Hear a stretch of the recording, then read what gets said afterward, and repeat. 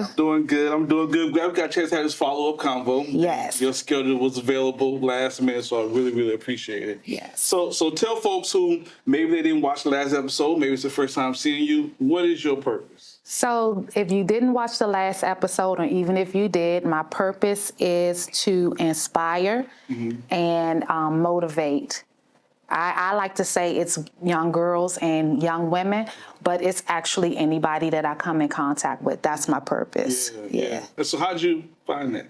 Well, it kind of found me. It's something that I've always done. Even as a teeny bopper, I've always been a cheerleader for people, always gave a good encouragement and advice and everything. And people call me always for advice. Yeah. Even strangers in the store would stop and talk to me, and I'm like, God, why? But recently, I'd say 2019, as I was going about my business, and as I like to say, because I am an entrepreneur and I'm, a dope boss chick, I would say that all the time. Okay. And God said, you could pump your brakes on that. That's really not going to get you where you want to be. That fulfillment that you're seeking is not in your business. It is in you going out and serving my people. Yeah. And so he gave me the idea to write this book. And it's a book entitled 13 Lessons for Every Teen Girl's Journey to Womanhood. Yeah. And it's basically a book of advice that I wish I had as a teenager. And so at first, I was like, I never had a desire to be an author. People always tell me all the time, oh, you should be a motivational coach or a life coach or something. And I'm like, I don't have time for that.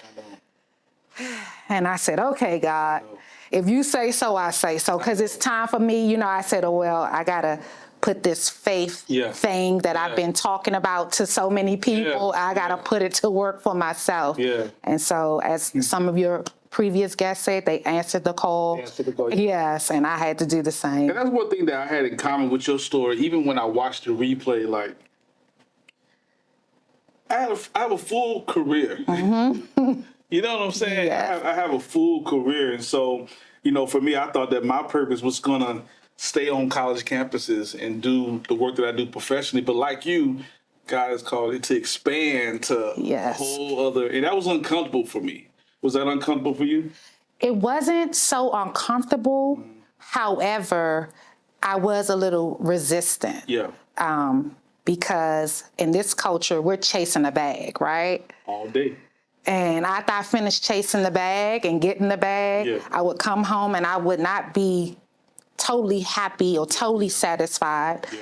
And then finally I said, well, he keeps saying, I'm trying to tell you what it is and what you're missing, but you're not listening. Yeah. And so I said, okay, I'm going to stop being hard-headed. Yeah. I resisted it and everything. I say about 2 years, I was like, I'm not writing no book. Yeah.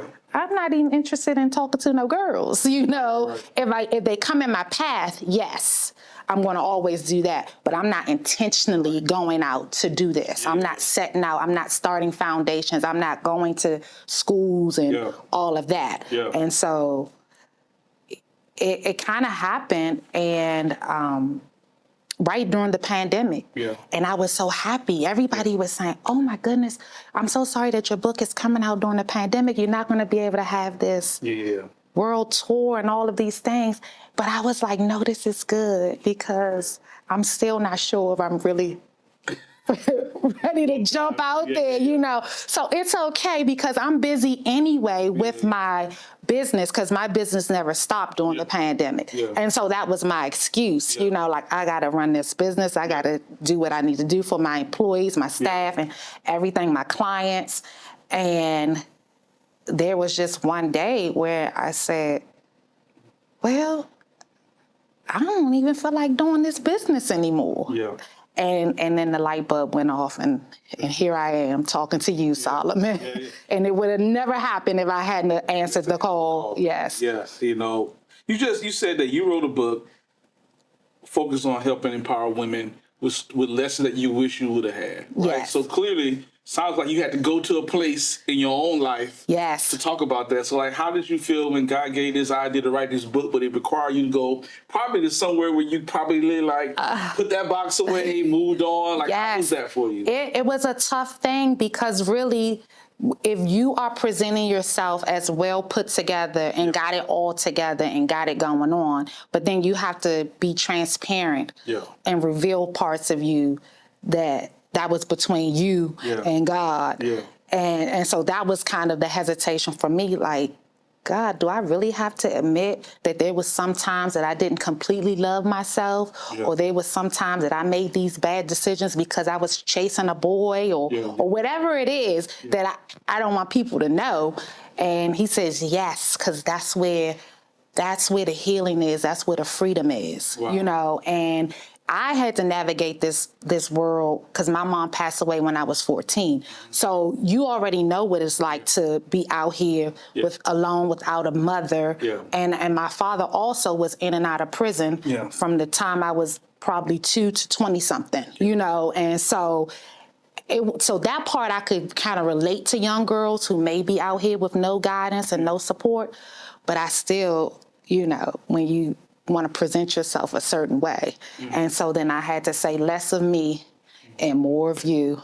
And I'm still learning that. I'm still, every day is a daily thing. I'm saying less of me, God, and more of you. And that's what I'm learning. Yes. So a lot of the audience, I'm not going to say a lot, but I've had a few folks write in dealing with insecurities, millennials who appreciate this content or inspired by this content, but to do this, it requires you to put yourself out there to a certain degree. And none of us are perfect. We're all working, right? For that person that might be watching. So what would you say to that millennial who is dealing with insecurities, and that insecurity has stifled their ability to write books, be creative? What would you say to that person? I would say to that person that we all have insecurities because of the culture that we live in, especially this social media culture. I would just say stop focusing on perfection and focus on authenticity. If you begin to focus on being your true self and your whole self, then all of your insecurities will not matter. I mean, I'm sitting here in the back of my mind, I'm thinking of like, okay, well, how do my legs look? How do my face look? Do my neck? You know, I'm going through all of that. But I also know that I'm good enough. I'm worthy enough. I'm important enough. And what I have to say holds value. So I deserve to be here. So when we focus on that, and stop comparing, stop comparing and focus on authenticity, not perfection, because perfection does not exist. It's just, it'll never happen, you know. So for folks who want to get copies of your book, the amazing things that you're going, how can we connect with you? Oh, they can follow me on Instagram at I am Kizzy Dogan, or go to my website, www.kizzykdogan.com. They can purchase a book there, and it's also on Amazon. Yeah, I love it. What's the name of your book again? 13 Lessons for Every Teen Girl's Journey to Womanhood. Is there another book coming? Okay, you don't got to tell me.